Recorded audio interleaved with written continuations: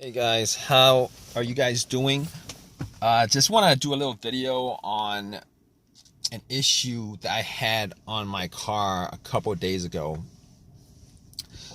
So basically, it was happened like at the end of the day. Pretty much, I was using my car the whole entire day, went shopping, etc., etc.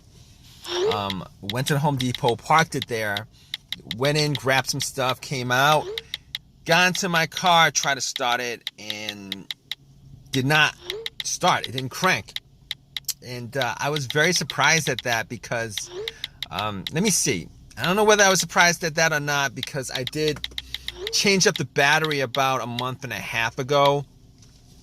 So I was a little bit surprised that happened because I had that issue happen, about a month ago when I had to go out and change up the battery. Pretty much the same situation, kind of, but kind of not. So basically, everything worked, kind of like the same situation as a month ago. Everything worked in the car. Blower motor worked, the heater worked, the dash lights came on, remote worked, everything worked. All right, and it wouldn't crank at all. I tried to crank it a couple of times. It would not crank at all. Just heard a click every single time I try to, start it. I just heard a click every single time. So had me scratching my head a little bit, and I thought that battery situation was fixed for a long while, years, because a new battery should last you about 4 to 5 years. But unless there was an issue with the battery itself, or maybe, the terminals were loose or something like that. But anyway, I went out and turned on the headlights, the headlight beams, just to see how strong they were, see if it was actually the battery that was the cause of it. And the beams were very, very, very bright. So at that point, I was kind of on the fence about whether it was battery or not. Opened up the hood, popped it, and looked around the battery area just to see whether it was something wrong with the way it, the terminals were plugged in. And I was looking at it, and the terminals were a little bit dirty. So I took the terminals off, had some Coca-Cola, poured some Coca-Cola on the terminals, got some paper towels that I had, and wiped them, popped them back on, and then tried to start the car again, and it would do the same thing. It wouldn't crank at all. Everything else worked, it just would not crank. So at that point, I went back out, rechecked the terminals, made sure they were tight, and they were tight enough. I mean, I was able to wiggle them loose and stuff, but they were tight enough. All right, they were tight enough. So I didn't think that it was the terminal that was the issue, because they were clean enough also. And at that point, I was like, maybe I should look at the negative terminal just to see whether the ground was connected to the frame of the car, whether there was any kind of rust or any kind of corrosion there. So I checked it out, and everything was clean. And that negative wire is the ground wire to any vehicle. So I was like, okay, all right. Let me see. The battery is good. Terminals are good. And at that point, I was like, okay, I'm gonna take out my power pack that I bought from Walmart when I got the battery, just in case one of these situations happen again, because just to save myself some time and stuff like that. I popped it on, and I was for sure it was gonna crank up. All right, and I tried to start it, and nothing. Same thing, click, didn't do a single thing. So at that point, I was able to rule out the battery altogether, and I was able to rule out the alternator being the cause of the problem. And the reason why I was able to rule out the alternator being the cause of the issue pretty much is this. If there was an alternator issue that was causing a problem with the car not being able to charge the battery, etc., etc., just jumping it would have just jumped you know, it would have cranked over, it would have ran, etc., etc. But obviously, I'm making this video, that didn't happen. So I was like, okay, that's probably not the issue at all. So I was able to rule out the alternator, the battery, the ground wires, the terminals, which for the most part, many times, those would be the main issue of something like this. So at that point, I was scratching my head over it. I was thinking, what else could it be? I mean, could it possibly be, something wrong? And I did have a check engine light, and I know that check engine light was for emissions. All right. But I had an OBD2 reader, one of these $19 OBD2 readers that you can get at Walmart, and I plugged it in. I'm pretty sure it wasn't anything as far as the computer was concerned, but just to make sure, I plugged it in and ran the OBD2. It ran straight through, read it. Obviously, that check engine light for emissions popped up, but nothing else popped up. So at that point, I was able to rule out a bunch of other things. The computer itself, I was able to rule out, since it actually read the whole entire ECU of the car's computer. It was able to read that, so I could just rule that out. I was able to rule out anything else that may have a sensor that would cause it, but I'm pretty sure with a no start, no crank situation, it really doesn't have that much to do with sensors, as far as the mass airflow sensor, the throttle position sensor, crankshaft, all of that stuff, because normally those things going out, it would actually create a situation where you could crank up your car, but you just wouldn't be able to start it.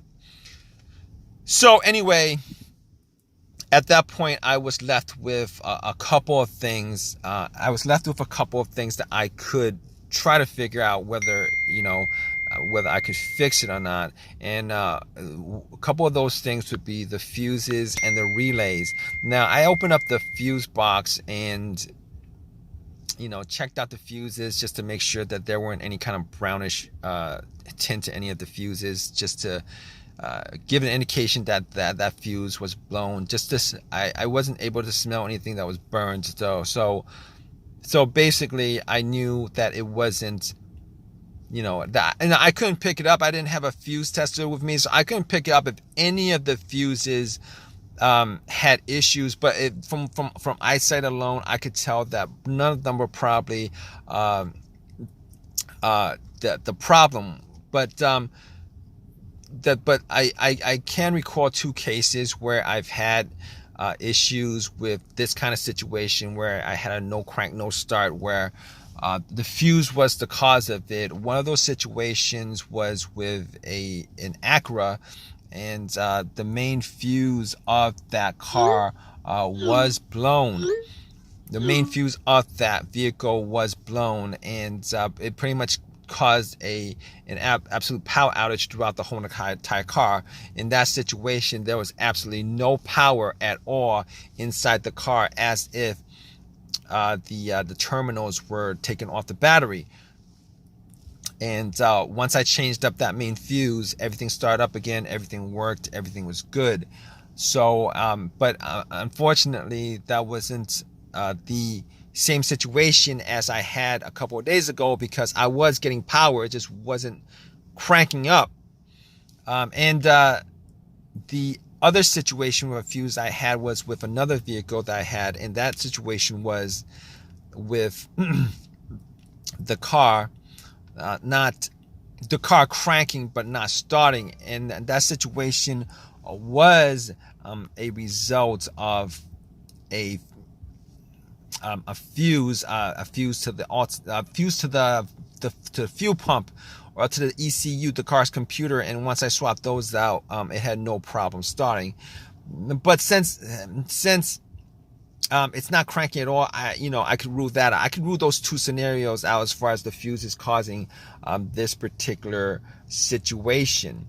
So now that I couldn't rule out the fuses 100% at that point, but since I didn't have a fuse tester with me going through those two scenarios, I was gonna rule those out.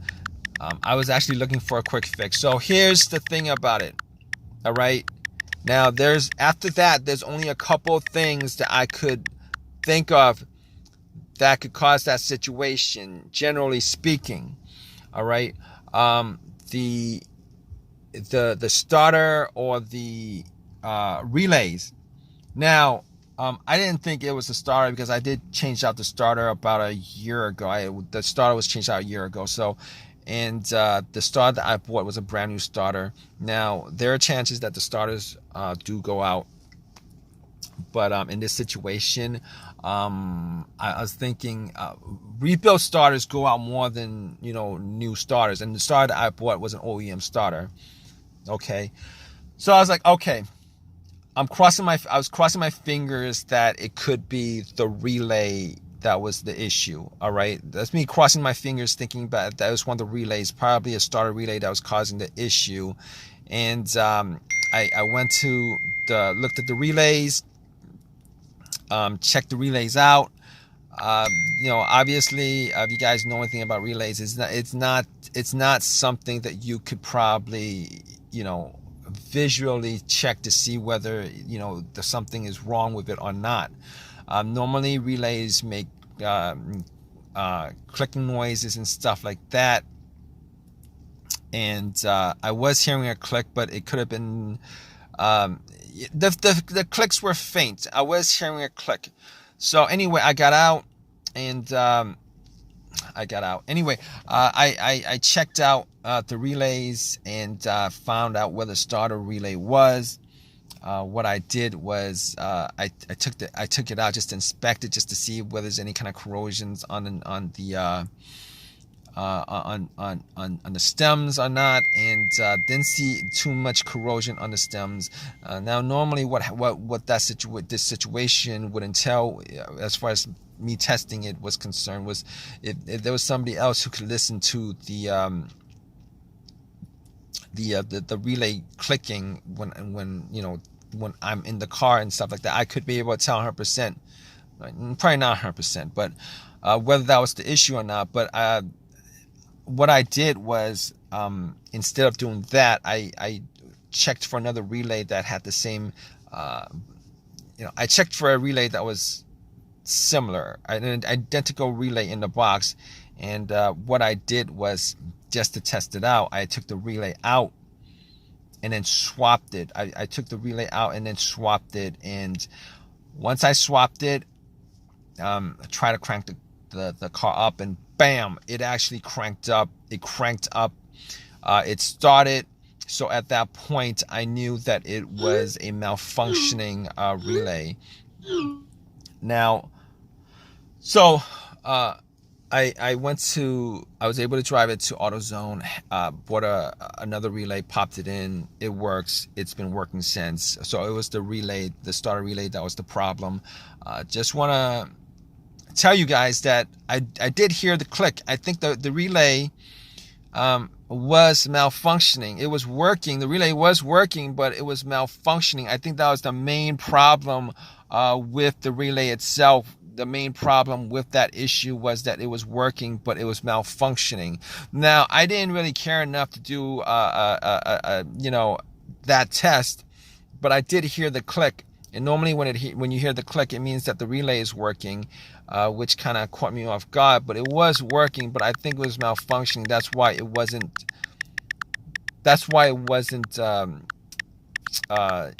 starting the vehicle, starting the car. So at that point, if you guys are in this situation, I'm sure you guys are, if you guys are watching this video, if you guys want a quick fix for it, Hopefully you guys do get one of these quick fixes like I had. Pretty much what you guys could do is go down the list of stuff that I eliminated, as far as everything I eliminated before getting to what the main problem was. Generally speaking, after the relay, if it wasn't the relay, my first guess would have been the starter being the issue. But regardless, I just want to thank you guys for watching this video.